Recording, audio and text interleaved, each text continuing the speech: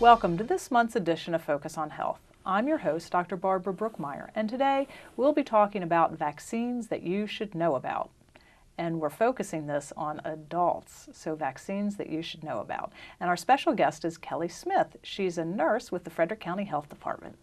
Welcome. Good morning. How are you? Very good. Thank you for joining us. Thank you. So what would you like to talk about? Well, there's a lot of things to talk about, but I would particularly like to talk today about TDAP vaccine and the HPV vaccine.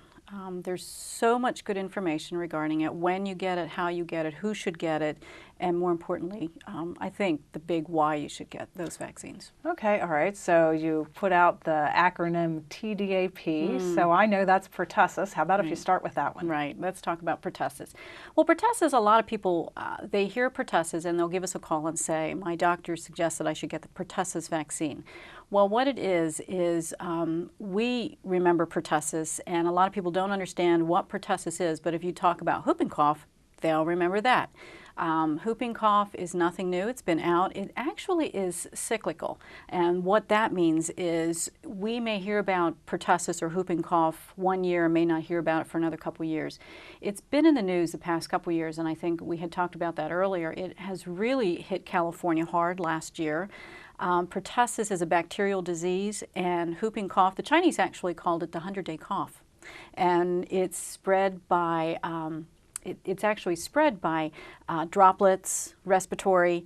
So when you have one person coughing, it could happen that you could get another person infected, especially at that beginning period of pertussis.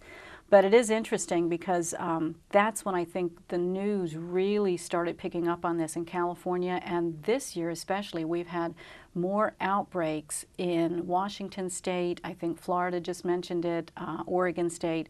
They're huge outbreaks.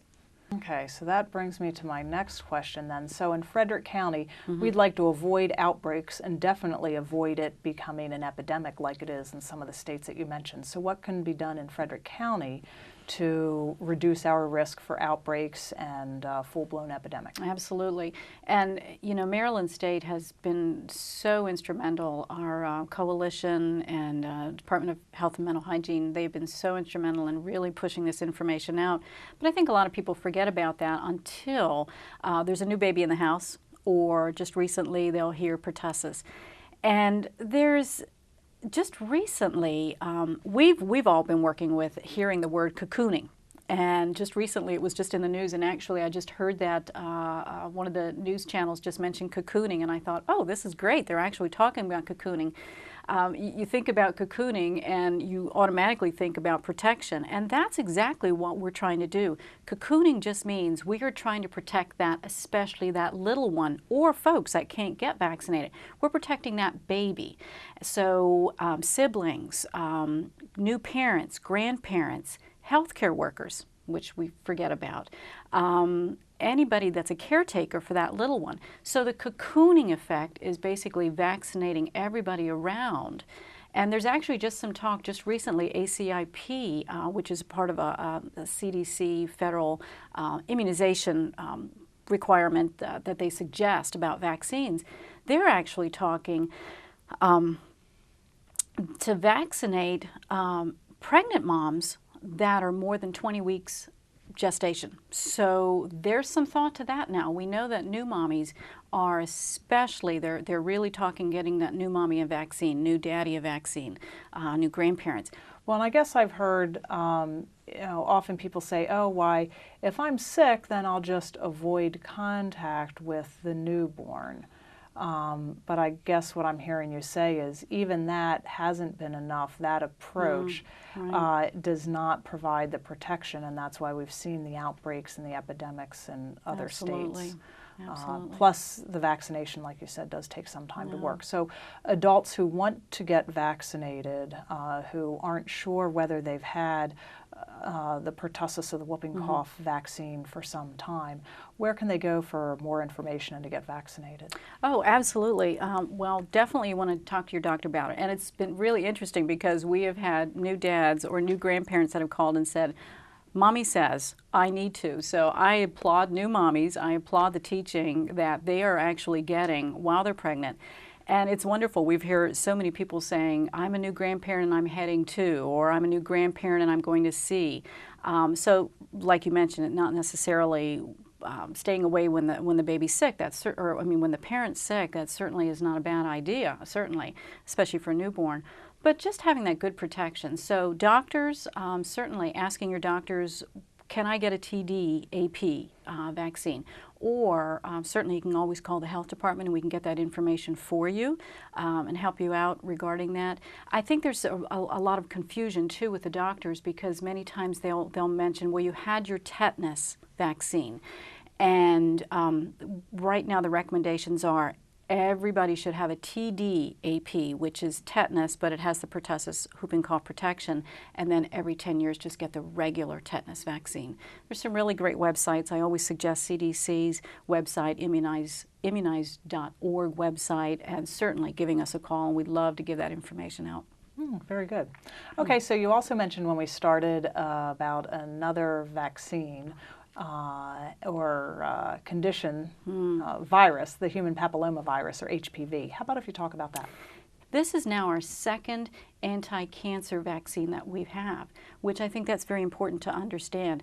Hepatitis B being our first one, HPV vaccine being our second one. HPV vaccine actually is protecting from HPV, human papilloma virus, and there are over 100 of these viruses. And they're finding, which is very interesting, they're finding also the cocooning effect on this as well, that if boys and girls are getting vaccinated with this vaccine, that it's actually decreasing the evidence of cervical cancer as well as other cancers. And that's the big information, because we think about HPV vaccine just for girls, and we're not really sure HPV, oh, it's just a girl's problem. It's not just a girl's problem, because the HPV virus can affect, for genital warts, it can affect, they're actually finding anal cancers, they're finding throat cancers,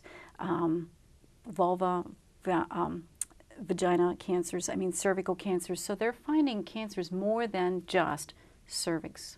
Just in cervix. And in men also, it sounds like. Absolutely. Boys and men, I guess. Absolutely. So yes. Where can boys and men in Frederick County go for additional information and vaccinations? Sure.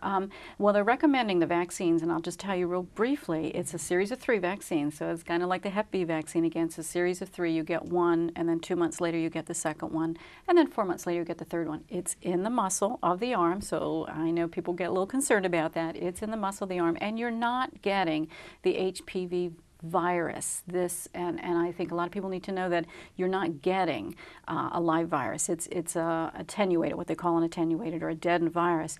But they certainly, there's 2 vaccines that are actually licensed now. FDA has licensed them. Back in 2006, it was licensed just for girls. And now, in 2009, they just did a recommendation for boys.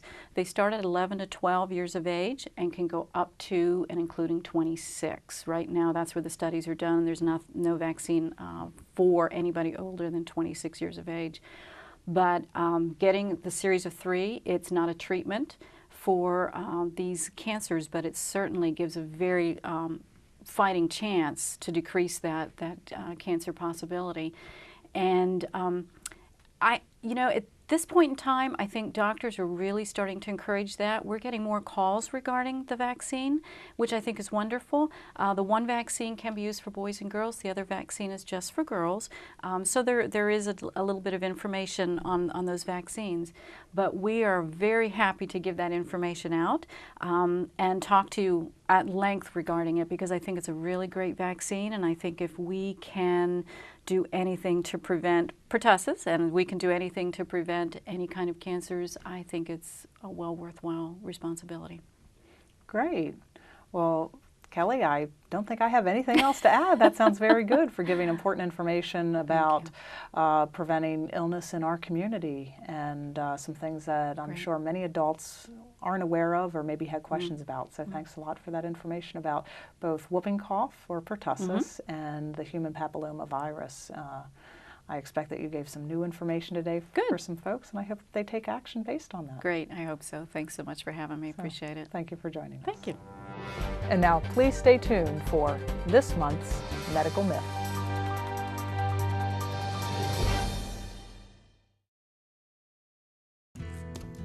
The Long-Term Care Ombudsman program at the Frederick County Department of Aging is a free and confidential advocacy service for people living in assisted livings or nursing homes, also referred to as long-term care facilities. If you are in need of assistance with obtaining resources to select a nursing home, help identify problematic issues and resolving concerns within a long-term care facility, need assistance on supportive programs pertaining to residents in long-term care, please call your Frederick County Long-Term Care Ombudsman at 301-600-2877.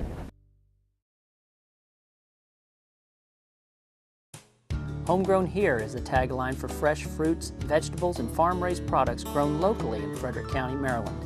There are many places available to buy fresh, local products. Several locations offer their products at their farm market, while others use the 14 farmers markets around the county. To find out when and where these markets are available, visit www.discoverfrederickmd.com or call the Frederick County Business Development and Retention Office at 301-600-1058 and ask about our agriculture industry. Remember, fresh, high-quality farm-raised products are homegrown here in Frederick County. If you're crazy about flag football, like this guy behind me, you're going to want to check out all the flag football opportunities Parks and Recreation has to offer both youth and adults.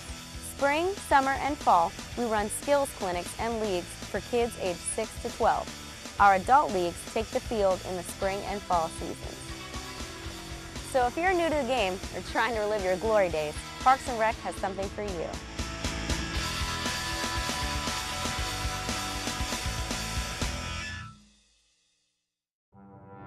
And now here's this month's Medical Myths.